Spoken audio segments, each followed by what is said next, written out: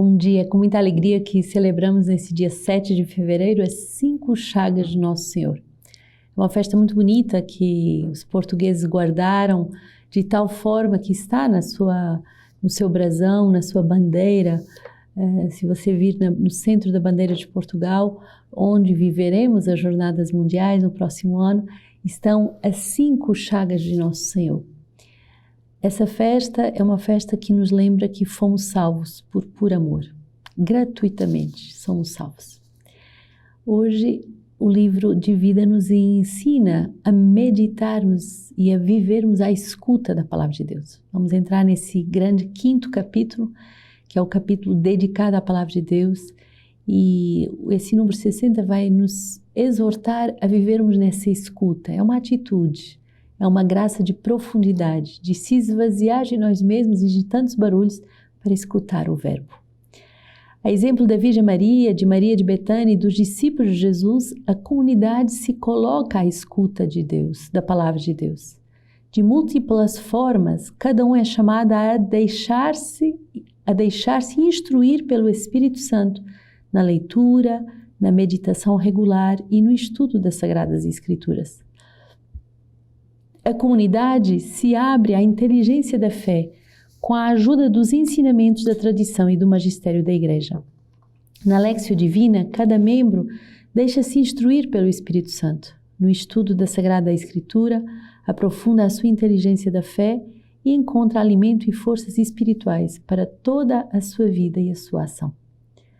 O número 61 vai reforçar aquilo que esse número 60 já nos diz. Devemos ter essa atitude da Virgem Maria de Betânia, que entram na escuta profunda da Palavra de Deus. E por isso somos chamados a nos deixar instruir pelo Espírito Santo, na leitura, na meditação regular das Sagradas Escrituras. Sendo regular a esse exercício, você vai ver que daqui a muito pouco tempo, falar com o Senhor, escutar o Senhor, compreender a sua voz, compreender os seus desígnios, vai ser algo de bem familiar. A comunidade, por isso, se abre à inteligência das Escrituras e ela entra com a ajuda dos ensinamentos da tradição e do magistério da Igreja. E a Léxio Divina, cada membro deixa-se instruir pelo Espírito Santo. É muito bonito porque esse exercício da leitura orante é um exercício de nos deixarmos inspirar, que o Espírito Santo venha falar a cada coração. No estudo da Sagrada Família, se aprofunda a sua inteligência da fé e encontra alimento e forças espirituais para a sua vida e a sua ação. Então temos a leitura orante, o estudo e depois temos os frutos que isso dá na nossa vida e na nossa ação. O número 61 do nosso livro de vida vai dizer que a palavra de Deus deve ser acessível a todos. E esse número é um número chave, é um número de virada. A palavra de Deus deve se tornar acessível a todos. A palavra de Deus é transmitida regularmente na comunidade através da formação bíblica, doutrinal, antropológica, espiritual e eclesial. Assim, cada membro da comunidade recebe o alimento para a sua vida de fé e o sustento para o seu engajamento cristão. Há uma necessidade e uma urgência em adquirir uma formação sobre a palavra de Deus. Cada vez mais, leigos, jovens, casais, passam a ter acesso à Sagrada Escritura de uma forma simples e viva. Esta necessidade e urgência é própria da Sagrada Escritura que proclama: Amós 8, eis que virão dias, diz o Senhor, em que enviarei fome à terra, não fome de pão nem sede de água, mas de ouvir a palavra do Senhor. Cambalearão de um mar ao outro, errarão do norte até o levante à procura da palavra do Senhor, mas não a encontrarão. A vocação da comunidade é rezar e trabalhar para responder a esta fome da palavra, que trabalha o coração e o espírito dos nossos contemporâneos, mesmo se às vezes eles não têm plena consciência disso. A nossa comunidade recebeu a vocação de tornar acessível a palavra de Deus a todos, especialmente aos mais pobres e aos mais pequeninos, que a ela não têm acesso. Deve buscar comunicar o gosto da palavra pelo testemunho, através do anúncio e dos programas de formação que ela propõe. Lucas 10, naquele momento Jesus exultou de alegria sobre a ação do Espírito Santo e disse: Eu te louvo, ó Pai, Senhor do céu e da terra, porque ocultaste essas coisas aos sábios e aos entendidos e as revelaste aos pequeninos. Trata-se de um verdadeiro serviço social junto aos homens e mulheres da nossa época, fortemente tentados por um consumismo materialista desenfreado que os afasta das preocupações com a sua própria alma. Muito forte esse número 61, que fala justamente do carisma principal da nossa comunidade, que é tornar acessível a todos a palavra de Deus. O mundo contemporâneo, o homem deste mundo contemporâneo, muitas vezes não tem consciência que está sedento e faminto da palavra de Deus. Tem a vida tão cheia de outras coisas que acha que não tem falta da palavra de Deus, mas justamente ele precisa da palavra de Deus. E muitas vezes acha que a palavra é algo complicado. Ora, o carisma da comunidade é tornar acessível a todos, mesmo aos mais pobres, mesmo aos iletrados, a palavra de Deus. Tornar a palavra de Deus acessível a todos é, de verdade, o nosso carisma. Hoje, no nosso livro de vida, o nosso fundador vai nos lembrar essa meditação desse filósofo Emmanuel Levinas, que não concede o conceito de responsabilidade sem considerar o da alteridade. O seu tema central é: a responsabilidade é algo que se impõe a mim quando vejo o rosto do outro. Então, tão bonito. Qual é a principal responsabilidade da nossa comunidade? A evangelização, através tornando acessível a todos a palavra de Deus. Ao me confrontar com o rosto do outro, eu percebo a sua sede, e a sua sede principal, que é da palavra. E por isso, a nossa responsabilidade é tornar acessível a palavra que vem justamente saciar a alma daquela pessoa e de dar todas as graças que ela precisa.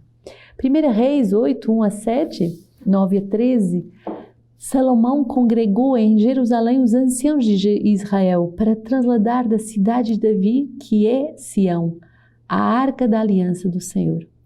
Todos os homens de Israel reuniram-se junto ao rei Salomão no mês de Etanim, durante a festa, e este é o 7º mês. E os sacerdotes carregaram a arca e a tenda da reunião com todos os objetos sagrados que nela estavam. O rei Salomão e todo o Israel com ele imolaram diante da arca ovelhas e bois em quantidade tal que não podia nem calcular. Os sacerdotes conduziram a arca da aliança do Senhor no seu lugar ao debir no templo, a saber, o Santo dos Santos, sob as asas dos querubins. Com efeito, os querubins estendiam as asas sobre o lugar da arca, abrigando a arca e seus varais. Na arca nada havia, exceto as 2 tábuas da lei, as 2 tábuas de pedra que Moisés no Horebe aí tinha colocado, a saber, as tábuas da aliança que o Senhor concluíra com os filhos de Israel que saíram da terra do Egito. Ora, quando os sacerdotes saíram do santuário, a nuvem encheu o templo do Senhor. E os sacerdotes não puderam continuar o seu serviço por causa da nuvem. A glória do Senhor enchia o templo do Senhor. Então disse Salomão: o Senhor decidiu habitar a nuvem escura. Assim, eu construí para ti uma morada, uma residência em que habitas para sempre. Esse bonito recito da presença real do Senhor através da sua arca, através da sua lei, das 2 tábuas de pedra que continham os 10 mandamentos, refletem essa arca da aliança onde a lei de Deus é guardada. E essa lei é tão sagrada, é tão preciosa, que ela vai ser encaminhada para o Santo dos Santos, o lugar mais santo, como hoje nós temos o tabernáculo, como hoje nós temos a presença real. O lugar mais santo do santuário é o lugar onde está justamente o Santíssimo. E é tão bonito que quando entra a presença da palavra, para mostrar que justamente a palavra é a presença do próprio Deus, a glória de Deus, a Shekinah, enche o templo com a sua presença. E nem os músicos podiam fazer mais nada. Quer dizer que a presença de Deus, a unção de Deus enchia aquele lugar. Quando rezamos, fazemos essa experiência. A unção de Deus nos ensina. A unção de Deus nos fala ao coração. A unção de Deus nos liberta. A unção de Deus vem verdadeiramente trabalhar a nossa alma. Salmo 131, eis que ouvimos que a arca estava em Éfrata, nós a encontramos nos campos de Jaar.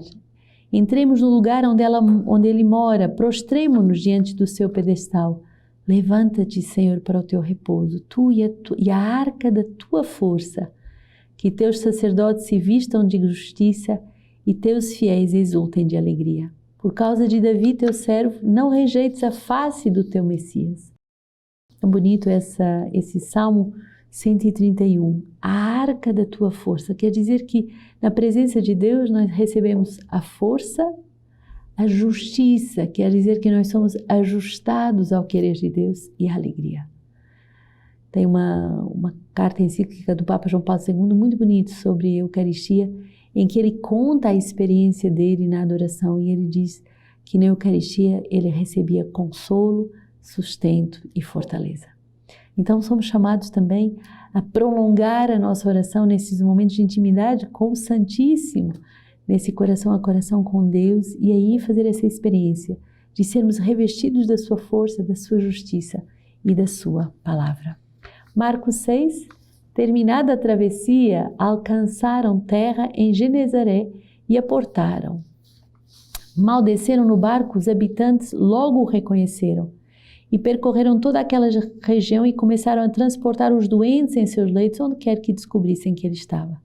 Em todos os lugares onde entrava, nos povoados, nas cidades ou nos campos, colocavam os doentes nas praças, rogando que lhes permitisse ao menos tocar a orla da sua veste.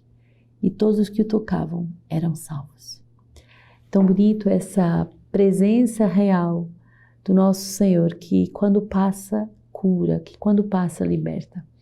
E o povo que não se engana, ele reconhece a presença real no santuário, na arca da lei, da aliança, mas também a presença real em Jesus que passa.